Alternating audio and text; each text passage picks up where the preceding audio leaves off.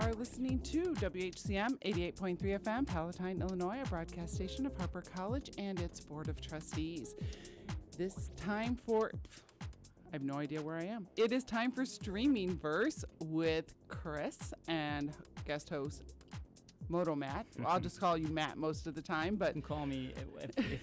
If that's the name I have to have, then that's the name I have to have. I'll call you Matt, but our listeners know who you are. So, for the record, I have a Google Pixel now. Yes, he has upgraded. The Google Pixel Matt doesn't roll off the tongue. No. As easy as Moto Matt, so I'm willing to take it. Yeah, well, I mean, I'm ready for it. I actually had a work discussion about a Pixel. I'm like, I know people who still use Pixels. I like my Pixel. Is Pixel not cool now? No, I think it is cool. Oh. All right, we're testing the cameras. You are on this camera right here. Hello. And can you see me? Am I okay, Caroline? All right, camera test is done. You can listen to Streaming Verse on 88.3 FM or harperradio.com, but you can watch our show on YouTube Live. Head over to the Harper Radio channel and look for Streaming Verse. And if you do like the show, you can always check in and listen to previous shows or watch them. However you choose. Listen, watch it, walk away. And you're not saying this, but I'm saying this.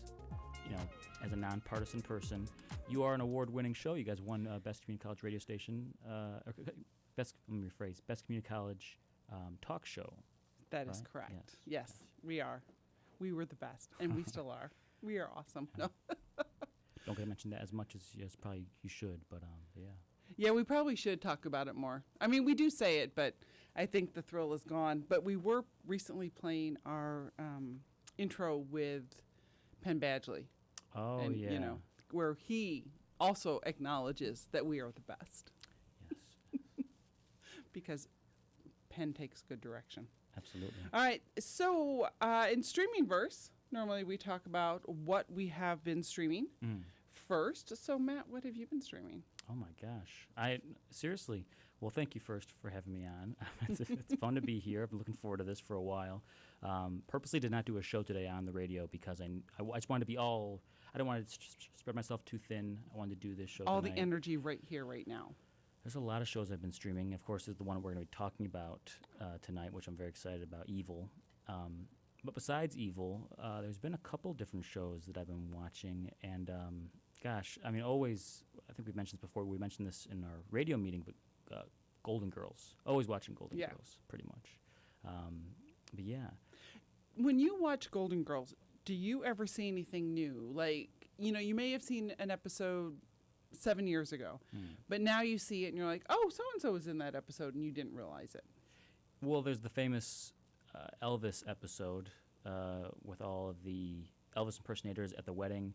Rose, played by Betty White, invited, instead of inviting the actual guests to the wedding, invited a bunch of various Elvis impersonators. And one of those Elvis impersonators is a young Quentin Tarantino. You can see in the background. Yeah, if you look at it, like you can. I mean, he's got a very distinct head. Right. As Norm Macdonald once said, he's got a head so large he can't sleep. That's why he's so creative, because he has no time to sleep. If you've never seen that impression of Norm Macdonald doing an impression of Quentin Tarantino, it's probably one of the funniest things I've ever seen. It's the most animated you'll ever see Norm Macdonald. But yeah, no, the things you do notice more often is especially as I got more into like movies and acting and whatnot, and theater, I became very aware of like how such a perfect ensemble that they are. Those four actresses: Estelle Getty, Rue McClanahan, B. Arthur, and Betty White. Like they all just play off each other so well, and the scripts are always so tight. There's just never like a dull season. There's never any episode like, oh, skip this one. They're all really consistent, right? And they did their job very well for about, I think, less than a decade, about 8 or 9 years. Yeah, and super professional because they didn't necessarily get along in real life. I've heard that, yeah. But back then, you did your job. Yes. You know what I mean? Like, you did your job. You didn't have all the drama that, like, we see now with shows when people don't like each other and there's And the rumor is, I don't want to, speak ill, but, they're all passed away now. Betty White especially. I know. She just passed away, I want to say about a year ago, year and a half. But she was the one, apparently, that B. Arthur did not get along with. Yeah, which set. I find fascinating. Yes. But I don't know if it's because maybe they both were the most famous.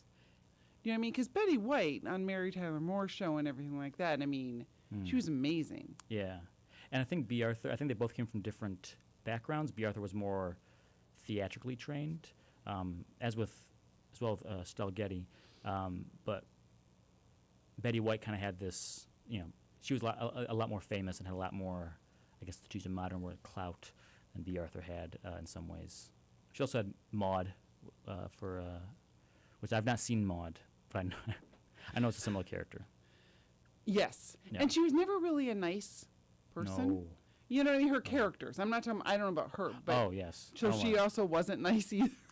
I've heard different things, but who knows for sure? Right. She was good at playing a really grouchy person, so that's one thing. Exactly. Yeah. And I just looked it up. Betty White died in 2021.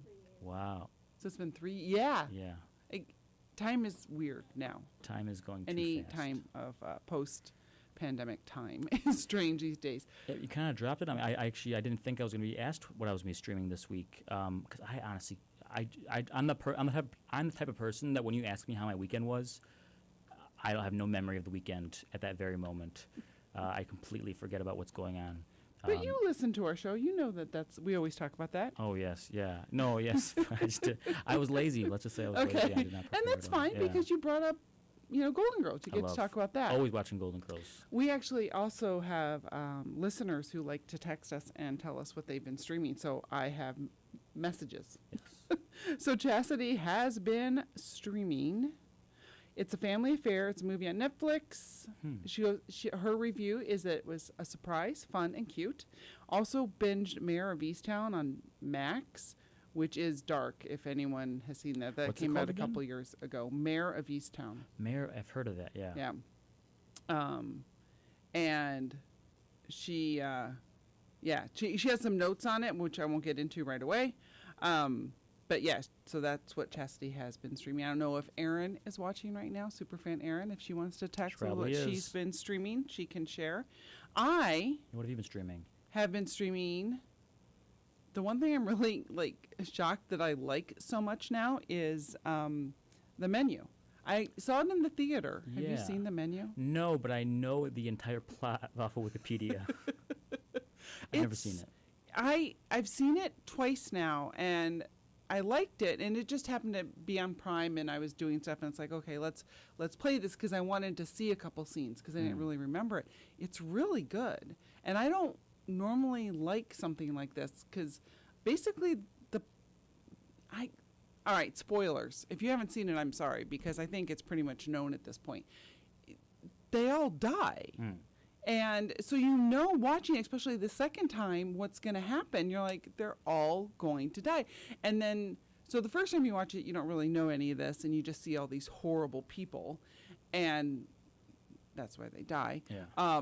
I'm not giving away how or why they die because I don't want to give too many details away. They're earned. But they're all earned, yes. But so when you watch it the second time, you're paying more attention to the clues they're giving you at the beginning. You know what I mean? I paid attention the first time, but the second time I was like, ooh, okay, I didn't realize that. Oh, that's what that was. So it was actually, more things opened up for me, kind of like watching The Sixth Sense.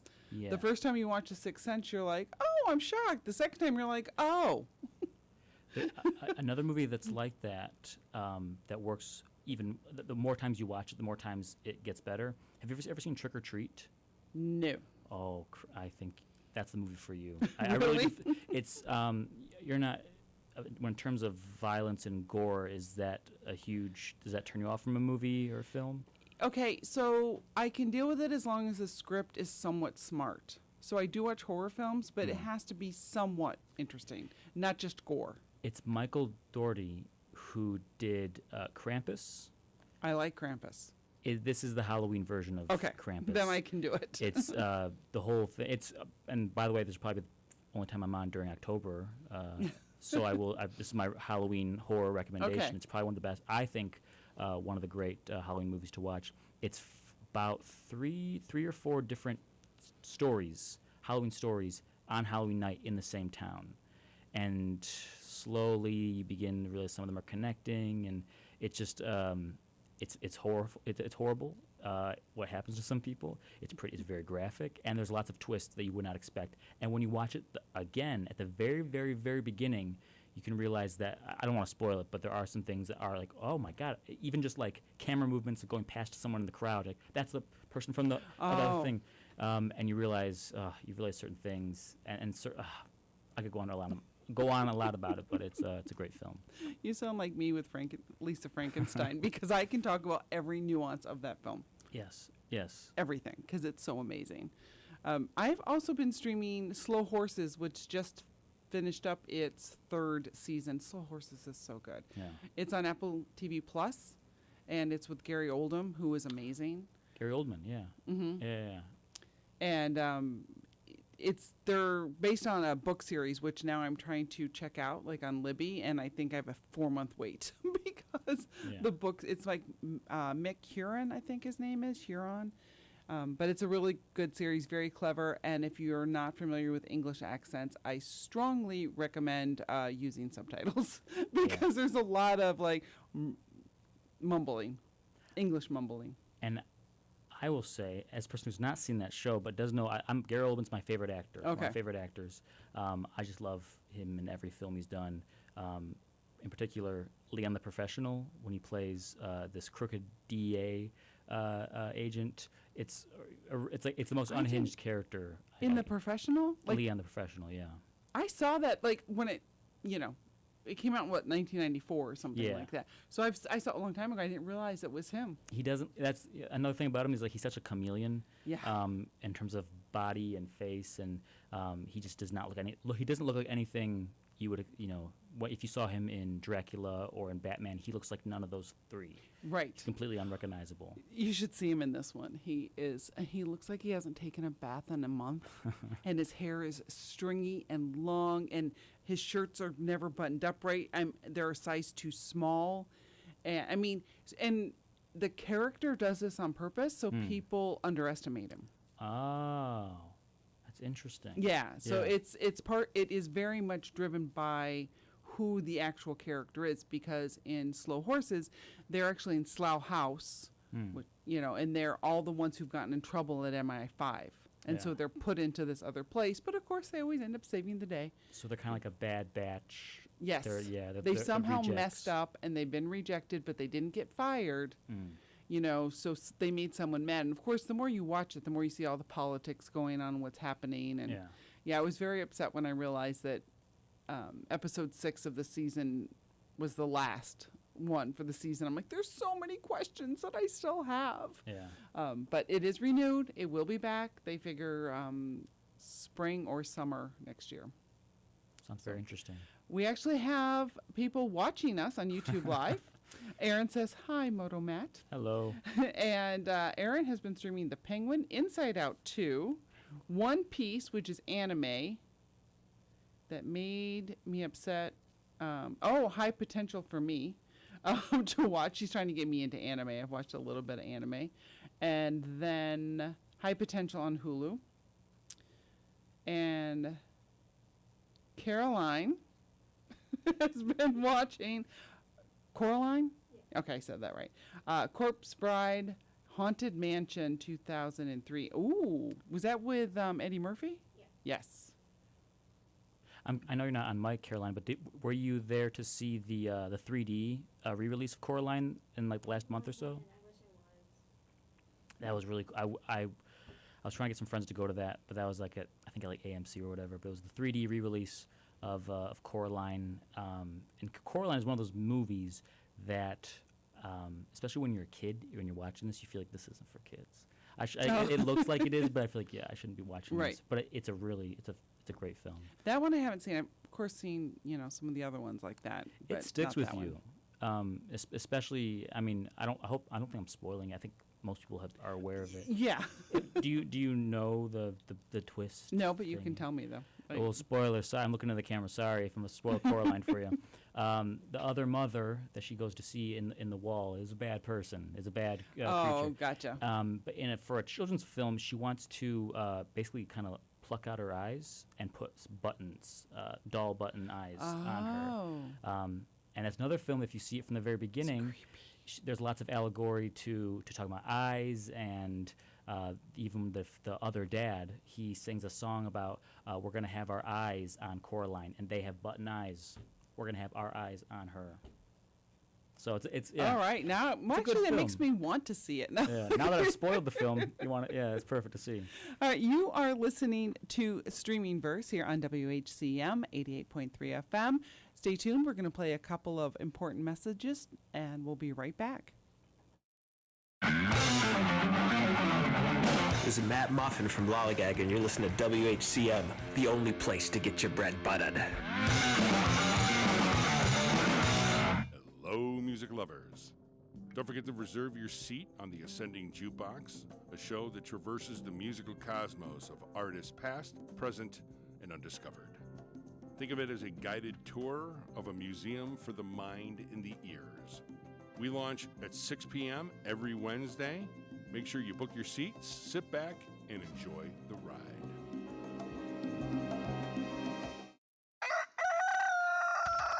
Hey there, morning person. Carson Starr here. Have you heard the news? The Star Spotlight is now on 7 days a week. Tuesday, Thursday, Saturday, Sunday. 60 minutes of commercial-free music to get your day started right. Rise and shine. Tuesday, Thursday, Saturday. The Star Spotlight every day at 6 and 9 a.m. here on Harper Radio. Have you heard about Harper Honors and Phi Theta Kappa? Honors provides a community unlike any other on campus by encouraging and enhancing learning. And, best of all, it doesn't load you up with any extra work. PTK is the official honor society for two-year colleges, and with Harper Honors, they ensure academic success with scholarships and other opportunities. For more information, just go online and look up the Harper Honors College Tour. You're tuned in to the Harper College Music Machine, WHCM 88.3 FM, Palatine, Illinois.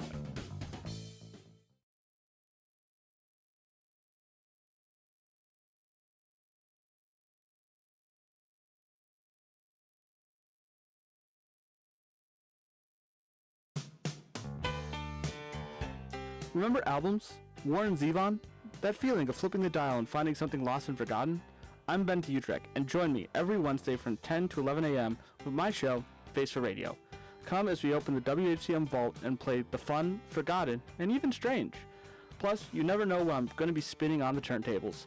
So catch Face for Radio every Wednesday from 10 to 11 a.m.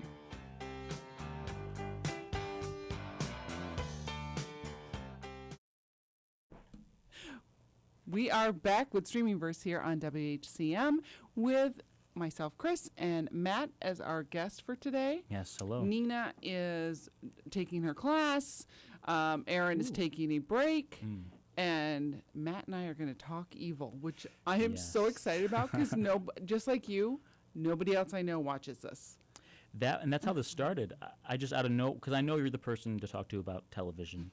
So it was at one of our WHCM meetings. I said, "Hey, there's a show I like called Evil. I don't know anyone else that likes it.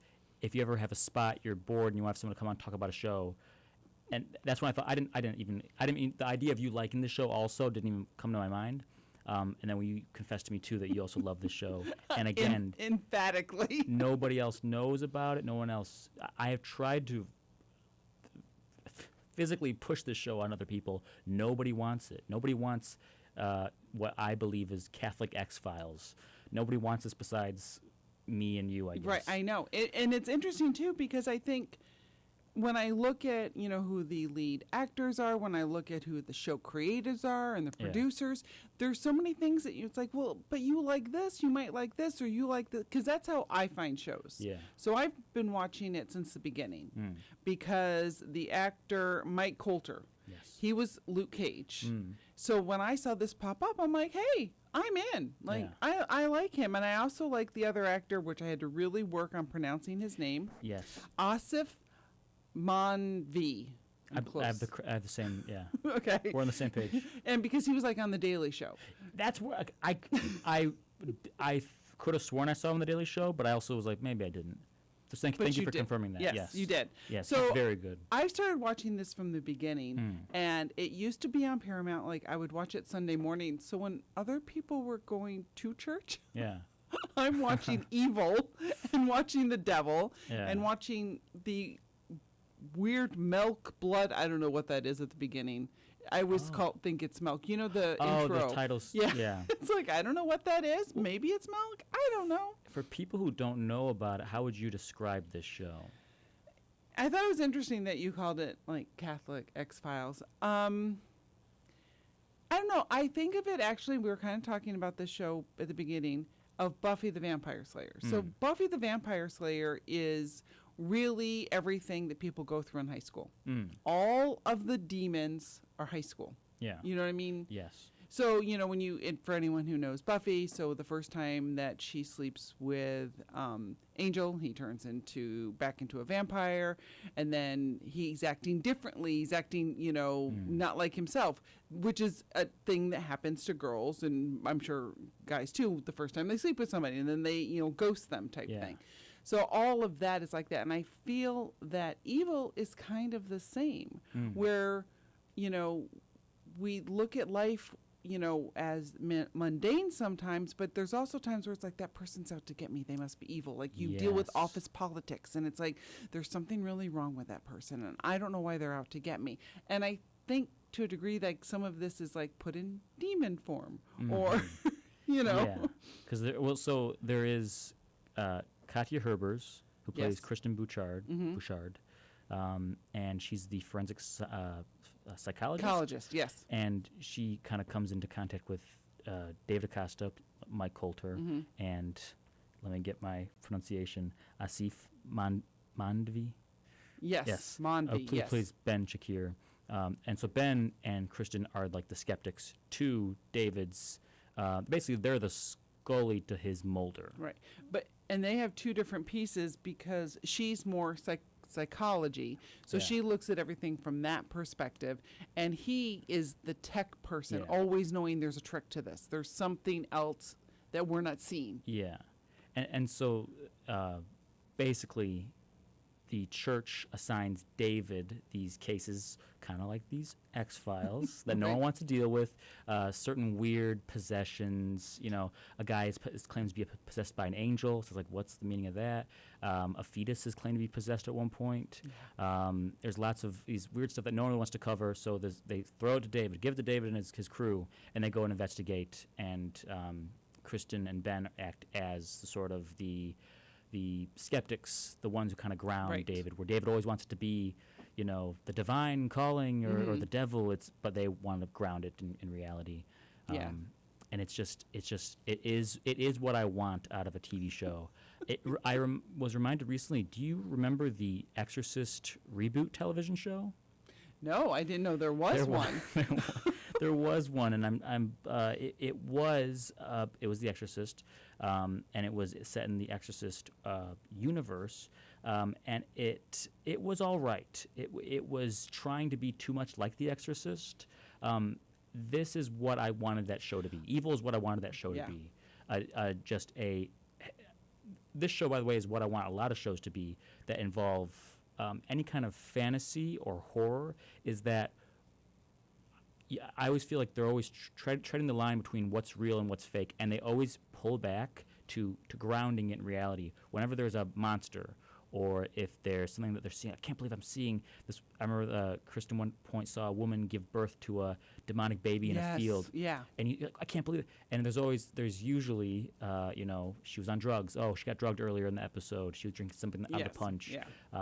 Or her medication was off. So there's explanations for it. But then every now and then there's something that they can't explain, and those are things that are usually more subtle, like the angels in the camera that Ben finds and can never really explain. It kind of like haunts him a little bit. Like he can explain everything else except for that face of this ghostly face in the camera. Right. Yeah. Everyone's like, and I was actually kind of rewatching a couple of them before the show today, and I was watching the one where Leland signs up for an exorcism. Yes. So just to go back a little bit, we're going to dial it back for anyone who hasn't watched it. So these three are selected by the Catholic Church or diocese. I don't Yeah. know. I don't know enough about being a Catholic. So by the Catholic Church to go investigate if it's something that is actually demonic or not. So that's what they're always doing. But in the meantime, we have like Kristen's arch rival nemesis, her nemesis Leland. I don't know if I have his last name Michael here. Emerson. Michael Emerson's the actor. Oh, yeah. Leland Townsend. Leland Townsend. And Who's brutal. he is brutal. He is evil. He hates women. Like, it appears that way Oh, for a yes. lot of this. And he is like, he ends up getting her job. He tries to undercut all the cases she had worked before she went to the work for the Catholic Church. And he's obsessed with her and what they're doing. Yes. So at one point he decides to infiltrate them, to understand more what they're doing, he is going to sign up for classes because he feels he's possessed, and then actually ends up getting an exorcism. Okay. So you haven't seen this one yet? I am on season 2, episode 5, I want to say. So this is probably coming. He's in the middle of his, trying to get his exorcism confirmed. Well, I'm going to spoil this for you, but Okay. You already know what the show's about, so I'm not giving I have it a feeling too much away. Yeah. No, but things happen that I'm not going to get into, but like what you're talking about, where sometimes it's rooted in reality, sometimes there are demons do exist and angels exist and all that. While he's getting the exorcism, and you probably know this because you're of where you are, Kristen's been haunted by a djinn recently. She's had the djinn with the flaming top head, Yes. like hanging out with her. Well, she does something she shouldn't do. I won't give that spoiler away. But while Leland's getting the exorcism and faking it, she's in the bathroom feeling the effects of getting an exorcism. She's throwing up. She's cramping. So it's almost like it's exorcised out of her. Yes. Do you know what I mean? So maybe that's why she did she does something that it's not in her character in that episode. So it's not the season finale of season 1. No. Which is a huge change of her character. And Yeah. well, actually, they don't really tell you what she does, and I don't know if I want to spoil what she does because in season 2 she says what she did. Can I say what she did? I more so I just don't want to spoil it for anyone who's not seen it because it is a good cliffhanger. Like, did she really do that? Yeah, I don't know. I think so. I don't know. Maybe not. I won't. She does something horrible. She does something horrible morally, and you're left wondering, did she do the right thing? We as the audience know that this thing that she did to another person was somewhat justified. Because we as the audience, we saw this other person kind of scheming to hurt her in some way. She didn't have any evidence though, and did something pretty awful to this person. Pretty, one of the worst things you can do to another person. If I can't be more blunt. But yeah, she didn't. She kind of, as a person who works in the courts, acted as the judge, jury, and executioner on this person who a previous jury has found innocent. She did some horrible things, and she does not feel guilty about it. It's funny that you say that because she also does something. What I'm talking about is also a moral judgment. Yeah. But in the first one that she does, I feel that moral decision she made is justified. But in the second one, I don't know if the decision she made was justified. Like, I don't think it was. And I have a feeling other people might think so too. So it's also the first time she wasn't possessed and it was probably her. The second time it wasn't her. So it's kind of interesting show-wise. It is. That they did it that way where it's like, y'all are okay with this, but you're probably not going to be okay with this one, so we'll make this one demon-related. That's why the show is so interesting to me in the first place, because it has these sort of moral gray areas that it sort of acts as a Rorschach test to whoever's watching it. Yes. Is this a good thing? Is this a bad thing? It's kind of up in the air. The show doesn't really tell you how to feel about these things. No. The show doesn't always tell you what's real and what's not real. Sometimes the most upsetting things is just the cold-hearted reality. There's an episode called E is for Elevator. Mm-hmm. And I wrote this down because I have 3 notable episodes that I think are really good. And so this is the episode I watched. All right, we're going to hold you right there. We are going to take a quick break. Absolutely. It is that time. Yes. You're listening to Streaming Verse here on WHCM. Keep it tuned. We'll be right back with Streaming Verse with Chris and guest Matt. This is Frankie Marino, and you're listening to WHCM 88.3 FM in Palatine, Illinois. Dexter's Radio Hour is even heard here in Las Vegas, baby. I'm Dr. Anthony Lazarowitz, and this is Climate Connections. Earlier this year, wildfires raged near the town of Ruidoso, New Mexico, destroying more than 1,000 buildings and killing 2 people. Within a few weeks, the fires had been contained, but then came the rain. Over the next few weeks, rain repeatedly poured down on the recently burned forest. The water rushed off the charred landscape, flooding the town and causing even more damage and danger to residents. Floods and mudslides can be common after wildfires. Wildfires destroy vegetation and coat the soil with a waxy surface, preventing water from seeping into the ground and increasing runoff. So when rain hits a burn scar, that water can quickly rush downhill while picking up dirt and debris, creating dangerous floods within mere minutes. This increased flood risk can last 5 years or more after a wildfire, until the forest has had a chance to regrow. In many areas, climate change is making wildfires more common and intense. So experts suggest that people living in wildfire-prone areas purchase flood insurance. And before disaster strikes, residents should study evacuation routes and pack a go bag to help them stay safe when wildfires and flooding threaten their homes. Climate Connections is produced by the Yale Center for Environmental Communication. To learn more about climate change, visit climateconnections.org. This is Harper Radio, community-driven and commercial-free. I see you, weary human, carrying the loads of modern life and longing to relieve some stress. Allow me to help. Oh, hi! It is I, the groove machine itself, and I invite you to come along so that I can share with you my essence. Tune into the Groove Machine every Tuesday from 12 p.m. to 1 p.m. on WHCL 88.3 FM. I'll be waiting.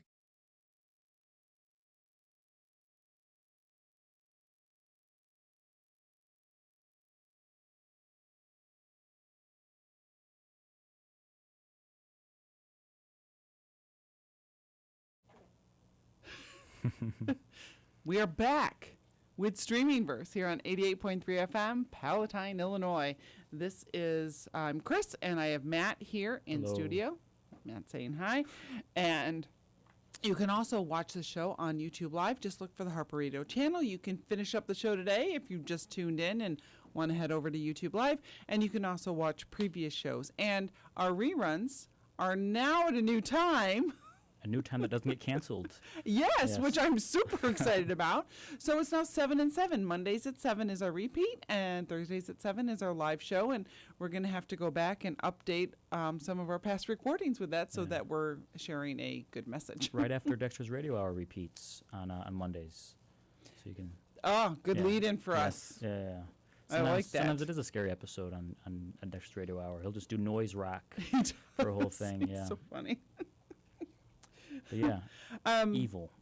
Evil. So we're back talking evil, which Matt and I both really like this show, and we're probably the only two in, the northwest suburbs. I think what it feels. Two things. I think one reason I really like it is since I was a little kid, I have just been obsessed with monsters and ghosts and goblins and creatures. I love that stuff so much. I actually have my calendar for this year is a collection of various monsters from different folklore and whatnot. And so for October it's the vampire, and it's like a travel poster style. Oh, so cool. And some monsters from folklore in Africa that I was not aware of. Just fascinating. I want to know, I'm just curious, what do you think about the name Evil? Do you think that's a really good title for this show? Could there have been a better one? I do, but they're not necessarily known for naming the shows based on what the content is, because you're right. Evil sounds like evil. It sounds like this is going to be the hardest, heaviest show you ever watched, and it is intense, but it's not Evil Dead. I think people might associate it with that. True. It's not a horror. It's not guts flying everywhere. Right. So now that you brought up the name of the show, you've brought me to what I think is a good time to bring this up. So I pulled up shows that the Kings have made before. So this is Michelle and Robert King, who've been married for years and making shows together for years. And here's a list of some of their shows. You might be shocked at some of these if you've heard of them. Did you go through this list too when you were? I know some of them, yeah. Okay. So Injustice was 2006. I have no clue what that is. I have to figure that out. The Good Wife, Yes. which I've seen a few episodes of, which I enjoyed. I'm aware of the show. I've never seen it, though. Yeah, I saw a few episodes. It wasn't really for me because I think I was lawyered out at that point. Brain Dead, which is one of my favorite shows. Highly recommended if you can get access to it. Right now it's behind paywalls and it's per episode. Unless you go to your local library and rent it. Or borrow Chris's DVDs. Or borrow my DVDs because I own it because I love Brain Dead. And the nice thing about Brain Dead is, and I'm going to say it's political, and if you're a fan of our show, you know where we lean, but Brain Dead isn't about either party being right. Yeah. It's about alien bugs coming in and going into the brains of these people and them being extreme on whatever their beliefs are. So if it's a liberal person, they're extreme liberal. If it's a conservative, they're extreme conservative. Now this makes sense why they made Evil. Because I thought they went from political and crime dramas to doing, this like I said, Catholic X-Files. But no, to have that little thing in there, that makes sense now. Things are making sense with them now. Okay. Yeah, so it's a really good show, and then there's this point where our main, female lead has gotten a bug in her, and she's freaking out because she's like, oh no, once a bug eats my brains, then I'm going to be changed, because once you're changed, it's kind of like Stepford Wives. Once you're changed, you're not you anymore. So they realize that they don't react to like dopamine and emotions. So they start playing like all these songs to get her all like jacked up and like dancing around and do this. And then they play like a Partridge Family song. It was just so funny. And I love that because it wasn't just simple horror. It wasn't just simple political. But again, it's like dealing with these people and how they're managing this and how extreme people will turn. And there is that same angle, similar angle in Evil about perhaps some demons being in the government, to some degree, or people who are, I should be more specific, they're influenced by evil practices.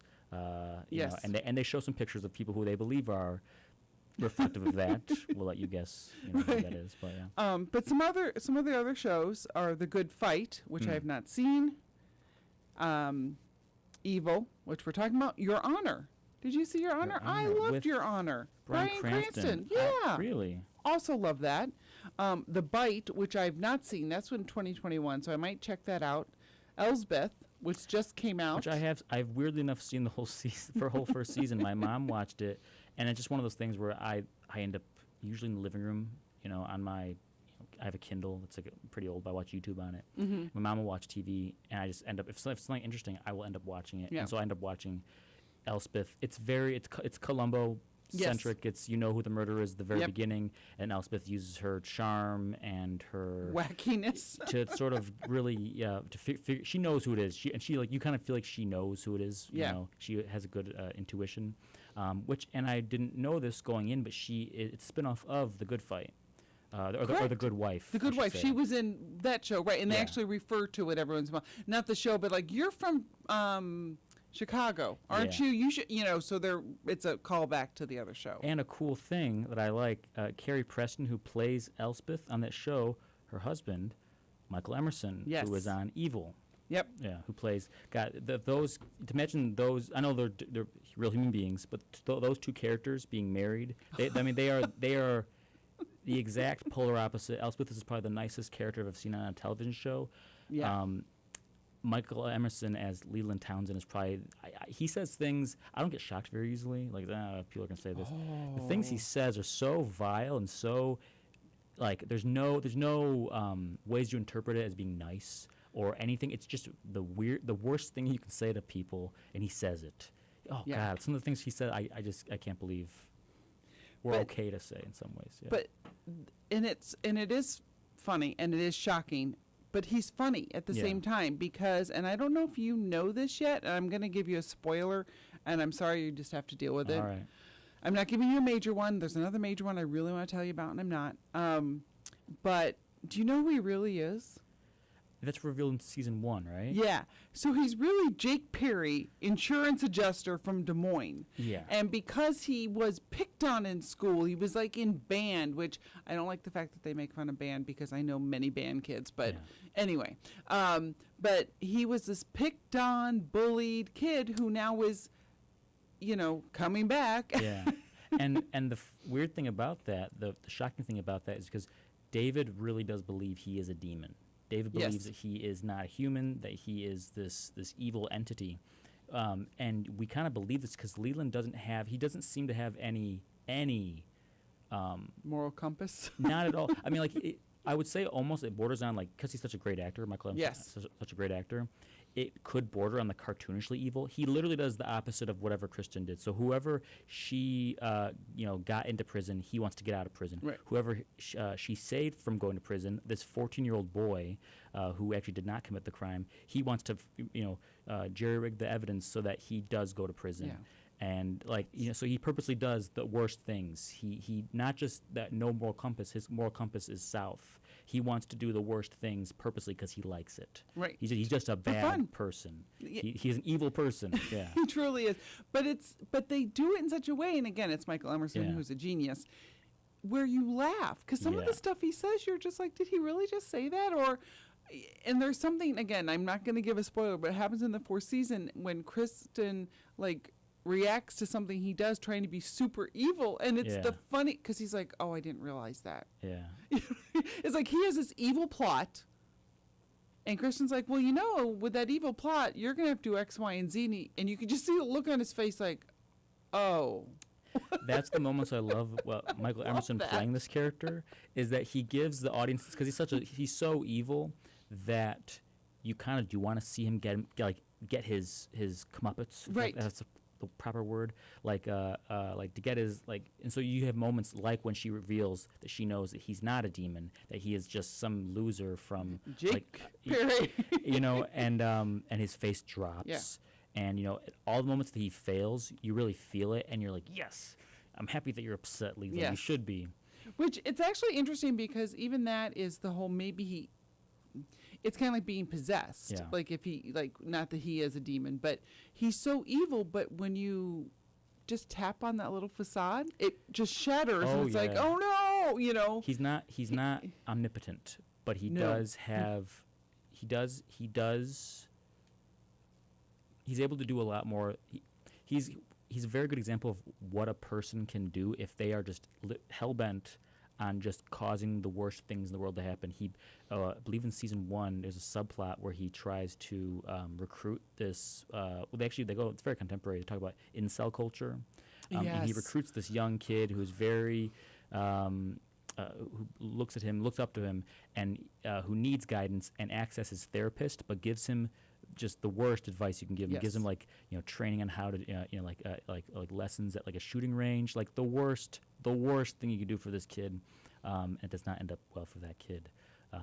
But yeah, he purposely does these horrible things to make life for the main 3 characters awful. Right. And I have to say with the whole incel thing, I like the man who played the incel. He looks younger than he is. He's been around for a while. I've seen him in lots of things. He always plays the techie who's going to come buy out a company, and now I can't think of what show it is, but I can envision him. Oh, he was on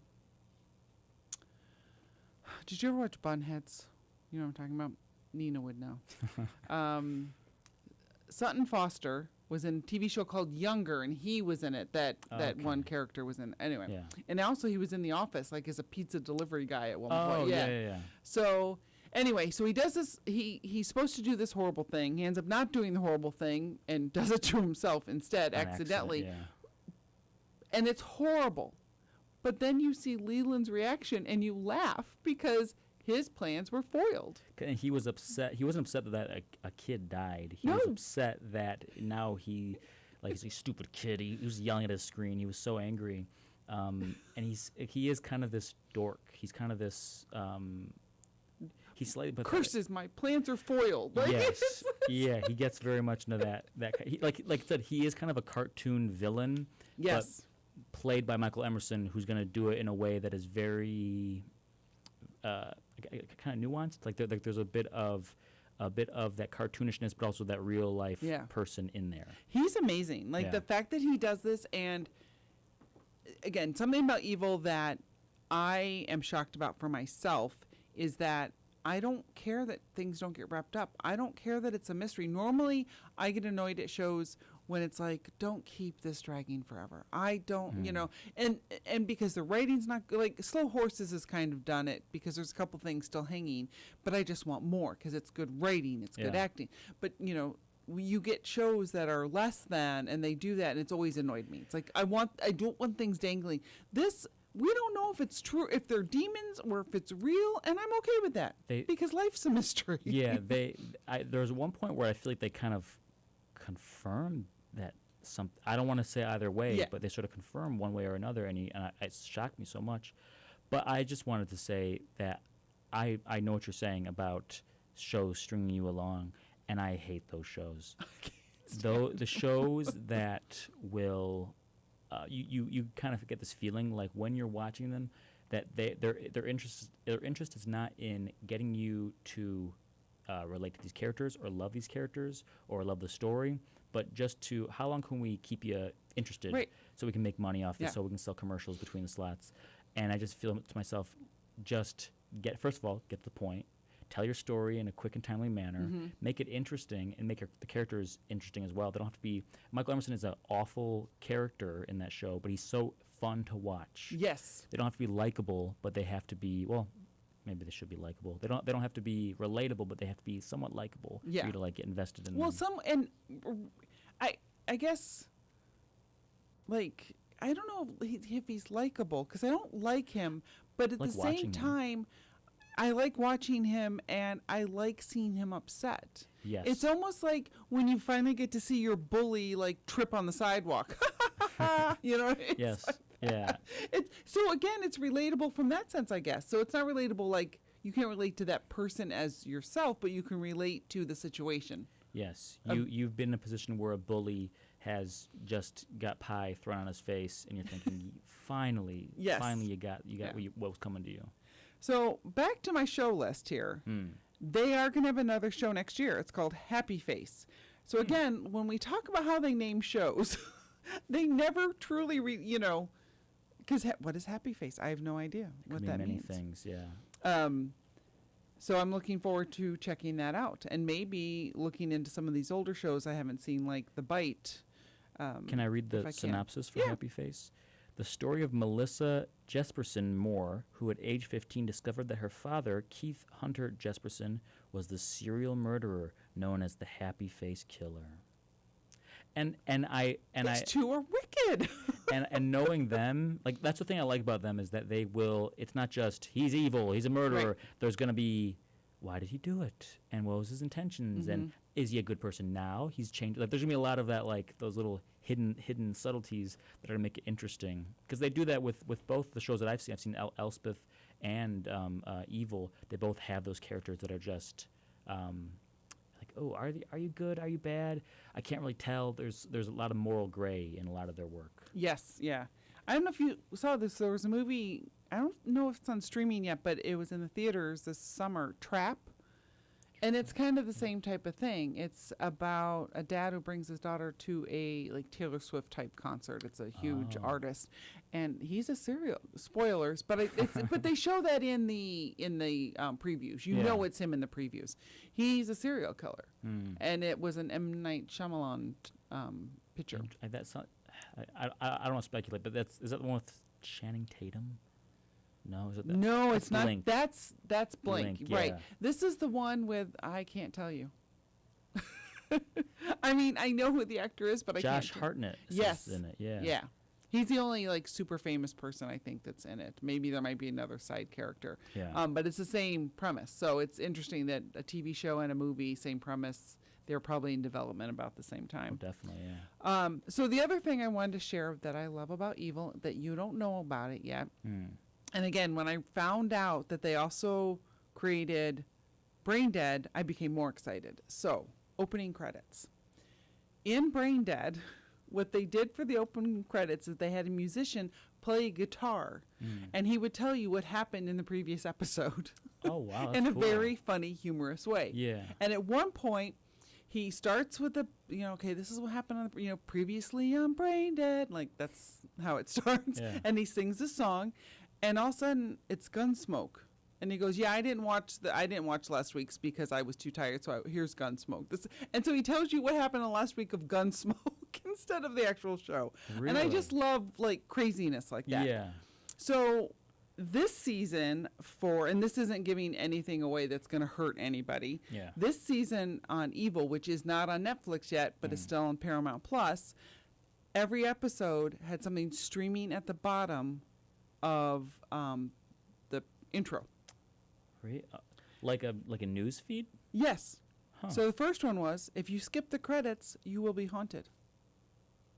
And then the skipping ghost is angered when you skip the intro. And then they start telling you ways to avoid being haunted. Yeah. And then if you the skipping ghost will haunt you tonight at 3:13 a.m. And that freaked me out. I'm like, okay, can't skip this. Yeah, okay. too specific. And then other things. Jenny Park of Sun Valley, Utah, skipped the intro and lost all of her hair. These things are like at the beginning of the show. And there's a bunch of other ones, but at one point it does say you will not be haunted if you skip the Netflix intros. Oh, okay. So it's like you can skip it in Netflix. We don't care. Are these headlines very obvious, or are they just like hidden? No, they're not hidden. They're like a scroll at the bottom of the screen. Okay, yeah. Now, mind you, you're watching an intro, so you might choose to, okay, I put the show on. Yeah. Now the intro, because with Evil, that's another thing. The intro might not play for 10 minutes into the show. Oh yes, yeah. So you might go, oh, the intro's playing. I'm gonna run to the bathroom right now. I'm gonna go heat something up real quick. So you'd miss it then. But yeah. If you're watching it, it's right there. And it's not a very long intro. I think the longest intro I can remember on a show was probably Mindhunter. It was like a minute, or almost like 2 minutes. Yeah. I'm like, okay. And it was very slow of them like putting a tape into a recorder and like, okay, shove it in there and let's get started with this episode. Jeez. No, but this is, I think the intro, it actually reminds me a lot of Westworld, their opening credits, like with the milk. Yeah. Lots of milk poured on things. For some reason, I don't know why. The hands dipped in black ink. There's a phrenology head that's being cracked open. Yep. And the hiking tool is thrown Oh, with blood. and you don't know what we're talking about. But that's important to the plot. But also, I do want to mention this. I thought was just something that is not common in a lot of shows like this, like these serial shows. But in season 2, how they give every single episode not only this unique title, E is for elevator, N is for night terror. They give it this unique animation of a book being opened. Yes. And when the book gets opened, it's a pop out. And it's you see a real hand like moving it, and they're pretty interesting and they're pretty freaky, and they do relate to what's going on in the episode. I just think it's an added little touch that you don't get to see very often in Right. a lot of shows these days. Well, especially because every episode they have to work on the intro. You know what I mean? Like for that season, Yeah. they also redid the intro. Yeah. Do you know what I mean? Versus just like, well, we already made that 2 seasons ago. We're good. We don't need to worry about it. Throwing it on. Yeah. And how do you feel about the girls? So for people who haven't watched the show, Kirsten has 4 daughters. And when they talk, they all talk at once, and it's I am really and glad a you lot brought of this up. people Yeah. can't stand it. I think it's endearing because it's realistic. But how do you feel about the girls? I mean, I'll be honest. This is weird because because when I first watched the show, I read IMDb reviews, being like, what do people think about this show? I'm really curious. And I kept on finding so many reviews saying, I can't stand the little girls. They're talking all the time. And I'm like, have you never been around children? This is how they sound. Right. I think you're becoming aware that you don't like the sound of children. I worked at I was a camp counselor for like 8 summers. Oh, so you know. I mean, maybe I'm just like tone deaf to it, but I'm like, yeah, that's how little kids sound. And I also, I don't think it's too grating on the ears. I think that I find that like if I'm listening to them, I hear like one little kid saying one thing. I'm like, oh, that's funny. Like like a little thing that you knew that wasn't gonna be heard out by the rest of the girls or whatever, but you can hear it if you just listen to that. You watch their mouth and everything. Yeah. And I just find it interesting. I agree. I do think it's endearing. I'm just surprised that people, that was like their main thing. I know. Children speaking. And it's upsetting like, to them. like you said, have you never been around kids to understand this? Yeah. I mean, I have a son, but I've been at school things and around kids a lot and blah, blah, blah. And I even know, it was so funny. Like one morning I drove my friend's daughter to school and she kept talking and talking and talking. I'm like, oh, this is what it's like to have a girl in the car. Because my son and I drive to school in the morning and there's no talk. Like, I don't talk. I drink coffee. We're listening to the radio. And one day I took the same little girl to Six Flags with my son and I because I had extra tickets. It was a work thing. So we're on the way home and everyone's asleep except for her. And it's blah, blah, blah, blah, blah. I'm like, Maura, do you want to get some rest and you can share this whole adventure with your parents as soon as you get home? Because I was just like, I need silence, right? Because I just spent the whole day at Six Flags too. Yes. So to be fair, I mean, and it wasn't mean or anything. She was talking in the teacups. We did this, we did that, right? I was just like, and we got to wrap this up here in a minute, but time flies. I've gone on family vacations, right? Yeah. And I have a son. My brother had a son just a son at the time, and my sister had just a little girl at the time. And I was staying in the same condo with my brother. And my brother and I are like, we're doing our thing, drinking our coffee, making breakfast for the boys. The boys have like cartoons on, chilling out. My niece comes sprinting into our condo in front of the TV dancing. We're going to go to the beach. We're going to go to the beach. And like, there's two boys who are ready to murder her. And I'm like, honey, you might want to move away from the front of the TV. But I didn't realize the big difference between boys and girls until really then. Like, you know what I mean? Because I just had a son and I didn't think about it. I'm like, oh, there is such a big difference. Yeah. And actually, the show, it kind of gives it a good dynamic in some ways because her family is mainly women. It's her, Kristen family, her daughters, and her mom. Right. The dad now, I don't know if they haven't spoken of Kristen's father, but the only man in the family is her husband. Right. Andy, who's not there. Not there because he's off in the Himalayas. Himalayas? No, Mount Everest, right? He's at different mountains because they own like a business where that's what the guides. They guide them up mountains. Because Kristen's skilled too. And I'm not spoiling, but when she was having these, her husband's away, and she gets these thoughts of, what if I go to the bar dressed in I'm like, Kristen, I can't believe it. I know. I couldn't believe it. Was like, I don't know if you've seen The Man with the Golden Arm with Frank Sinatra. No. It's where it's a story about how he gets off, he's addicted to heroin. They've never mentioned heroin in the movie, but it's heroin. And just spoiling tons of things. He ends up going back on heroin. And the moment he does, you're like, oh, God, why? What are you doing? What are you doing? You're throwing your life away. And that's how I felt watching Kristen almost cheat on her husband. Just like, don't do that. You're better than that.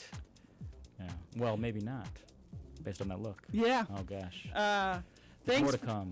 Maybe we can do a part 2 of this at some point when I actually finish the whole series. Yes, I would love to because so much happens in that last season that I would love to talk about. Yeah. So definitely when you get there. Thanks so much for coming on the show. Thank you for having me. Appreciate it. And again, I appreciate the outlet of talking about evil because that's why I created this show with Nina so that we could talk about what we love to watch. I didn't come up with a positive ending. Normally we try to say something positive. Other than, I will just say this, I guess. I did my training this week to be an election judge. Oh, so don't forget to go out and register to vote. November 5th will be here before you know it. And if you forget, you can register on election day at your local precinct where they will let you vote. But they also have early voting where you can do that too. So get on that because it's very important. And the 5th is a Tuesday. So if you know you have something going on Tuesdays, clear your schedule. Yep. Get that voting done. In a perfect utopia, we'd have the day off for voting. Yeah. Everyone just go out and do your thing, but we don't. Nope. So not in this country. make a change in your schedule that day. It's very important. So thanks for listening to Streaming Verse, and we will be back next Thursday. And don't forget, you can listen to the reruns Mondays at 7 p.m. Bye.